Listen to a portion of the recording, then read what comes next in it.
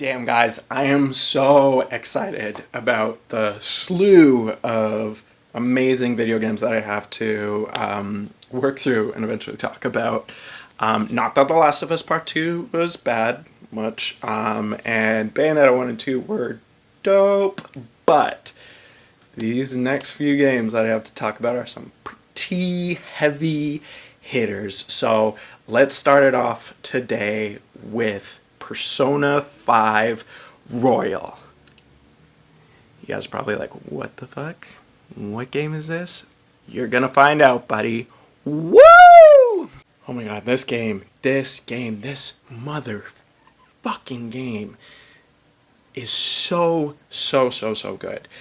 Now, I don't normally do this because I'm not good at it and it's embarrassing, but I created a tune, a little ditty that I think really encapsulates all of the many different reasons why you should play Persona 5 Royal. It goes a little bit like this. I'm just gonna warm up first, okay? Okay, I'm just gonna warm up. Just warm it up. Me.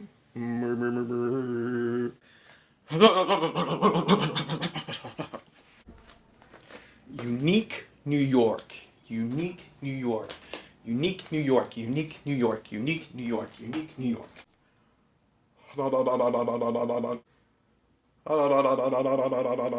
She sells seashells by the seashore. The shells. She sells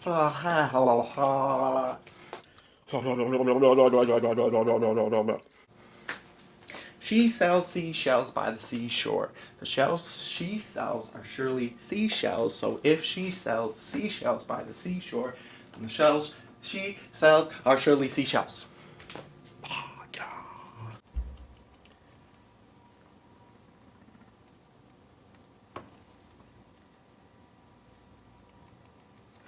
He's burning.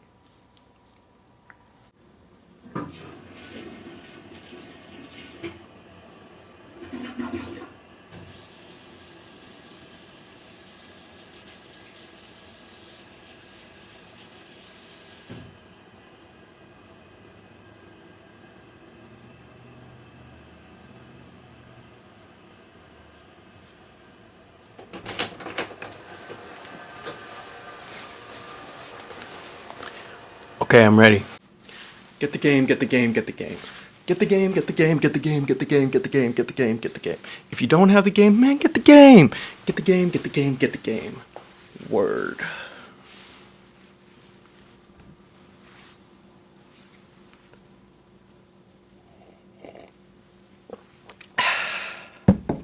Okay, why is this game so good? I'm gonna do my best to quick fire through it as fast as possible. So, one, we avoid spoilers. And save that for my spoiler talk, baby. And two, so that you can go and play the game. Okay, so the first thing I need to address is the music. We can't really talk about the Persona series without bringing up the music, because the music is such a strong part of the entire series. And it was actually the music that got me into the series to begin with. Years ago in high school, I would watch this channel on YouTube called Best VGM, or Video Game Music, by Super Darky. And I would do this thing where if a particular song stuck out to me and made me curious, I would then go up and look where in the game this song would appear. Anywho, one day I came across this song called Battle for Everyone's Souls. If you haven't heard it, you should look it up. And if you have heard it, you know exactly which one I'm talking about. As it turns out, it's actually the theme song for the final boss in Persona 3. And so I went on YouTube and I looked up the video of where the song appeared, having no context of what was going on in the story aside from the fact that it was a final boss. And I saw high school kids with swords and spears and bows and arrows fighting a giant angel monster with a huge claymore sword it was holding in one hand. And every time one of these teenagers would use a magic attack, like a ice or fire attack, they would do it by summoning a demon or monster or whatever by shooting themselves in the head and not dying. Years later, when I was in university, I found out that one of my housemates had a PSP with a copy of Persona 3 Portable on it. Well, it was game over at that point. What did I say? Game on. I played it. I loved it. My friend probably was wondering when he would get his PSP back. Thanks, Kevin. And yeah, I've been a fan of the series ever since, and it all stems back to the music. The music was my hook into the Persona franchise, and the music is alive and well and vital and integral to the style and appeal of Persona 5 Royal.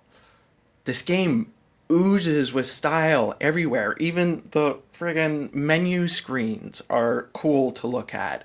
And the music matches each moment, each setting, each mood to a T. And all of the music to come out of the additional story content at the end is some of my new favorite songs out of the whole entire game. Gentle Madman and Throw Away Your Mask in particular are my absolute favorite songs out of the whole Persona 5 soundtrack. And I still listen to them to this day, even though I have finished the game and have moved on. If you are someone who is musically motivated to play certain games and you haven't checked out the Persona franchise, just play Persona 5 Royal. You'll thank me. Sorry, I know. I went on another bit of a music tangent. I apologize. But music can only get you so far in video games. What about the gameplay? The gameplay's great. It's like a happy marriage between Pokemon that grew up with the people who originally played it and like a social simulator where getting to know the complex and interesting people around you also unlocks benefits and skills to the dungeon crawling, monster catching, fighting, training aspects of the game as well. This game hits on so many levels. There's a huge roster of characters for you to get to know, and they're all so fucking cool. Ryuji, so dumb. I love him. On or Panther. Yeah, she's great. You'll love her. Say no more. Morgana. Anime cat / Volkswagen bus. Confused? Play the game. You'll find out. Yusuke? Artistic dork. Love him, but he's super oblivious and annoying at times. Makoto? 2 words. Batwoman. Waifu. Intrigued? You should be. Play the game. Futaba? Hilarious. Super smart. Heartbreaker. Whiz kid sister I never had. So thanks, Mom and Dad. Haru? Getting into dangerous territory here.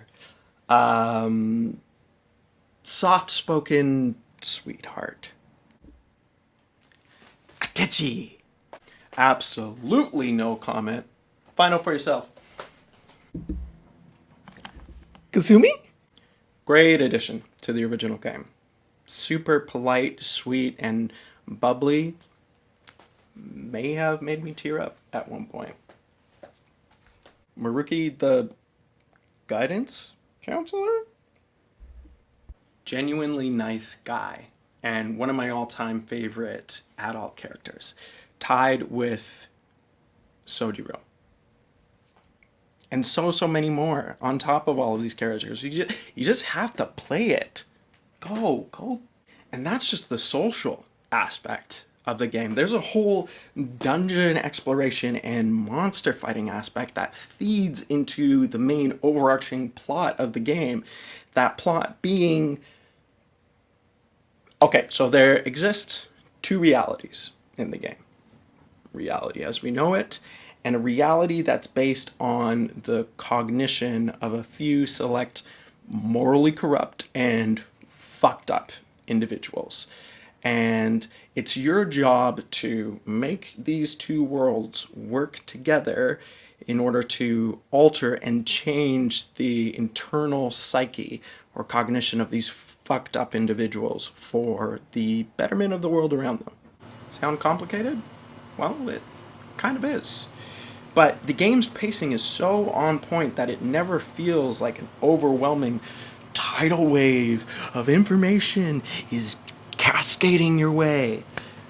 And that's also the best way that I can describe the game without just completely alienating you from the whole franchise forever. The Persona games are just hard to describe without sounding ridiculous. You just need to experience them. The only thing you need to know is two things. Each game deals with the concept of alternate realities. And two, the game's storytelling, character building, and writing are among the best in the franchise, and Persona 5 Royal is the best one out of the bunch. I don't care what any of you guys have to say to debate that. I apologize. You are wrong. Good day, sir. There are twists in this game that were among some of the best twists I had ever encountered in a video game, period, back when it came out as Persona 5 in 2017. And the same is true with the new content that they added in Persona 5 Royal. There are some gut-punching twists in the additional content that I didn't see coming. And it introduces a new villain who is one of my favorite characters in the entire game, who you better believe I'll be talking a lot about in my spoiler video. Okay, I sang my praises for the game, quite literally, and trust me, this game deserves all of the praise and 10 out of 10 ratings that it has achieved. But the game is a commitment. Or as I like to call it, an investment. When I finished it, I had put in around 200 hours into the game. Granted, I had spent a lot of time grinding out my character's levels, building my demon roster, so I had stronger fighters on my team, but even if you're someone who wants to set it to easy mode, no judgment, watch my Bayonetta video, just so you can breeze through and experience the story, you're still looking at 120 to 150-ish hour game. And the meat of the additional story content doesn't really happen until after you finish the main plot of the original Persona 5, a long-ass game in and of itself. And it's possible to miss out on that content if you do not level up your relationship with one specific character in the game. Spoiler video, I'll talk about it. That may be a tough pill to swallow for original Persona 5 players. However, the original Persona 5 was already a near perfect game in and of itself, and Persona 5 Royal is just essentially a better version of it. If you're looking for a game that you can really sink your teeth into that will last a while, I honestly can't recommend you play this game fast enough. But I won't deny that it is a long-ass game, which may be too much for some players to stick with.